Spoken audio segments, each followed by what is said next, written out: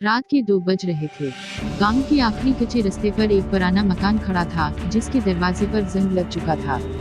कहा जाता था कि उस मकान में बरसों से कोई नहीं रहता, लेकिन अजीब बात ये थी कि अक्सर रात को वहां चिराग जलते दिखाई देते थे। उस रात अली अपने दोस्तों को चैलेंज देकर अकेला उस मकान के अंदर गया। अंदर दाखिल होते ही अजीब सा सन्नाटा और ठंडी हवा ने उसका इस्तकबाल किया। लकड़ी की फर्श पर कदमों की आहट गूंजने लगी, जैसे कोई उसके पीछे भी चल रहा हो। दीवार पर लटकी पुरानी घड़ी अचानक खुद ही चलने लगी और बारात बजाकर रख गई। हालांकि बारात तो कब के गुजर चुके थे।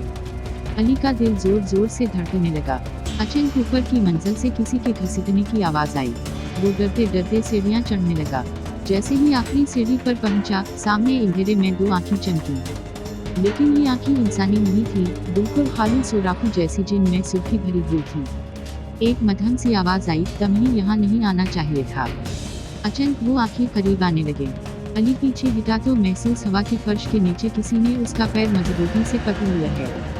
उसकी चीख मकान की टूटी खिड़कियों से बाहर निकली, मगर गांव वाले कहते हैं उस रात के बाद अली को कभी किसी ने नहीं देखा। आज भी जब कोई उस मकान के करीब से गुजरता है तो पुरानी घड़ी की आवाज सुनाई देती है, 12 बजने की, जो कभी आगे नहीं बढ़ती।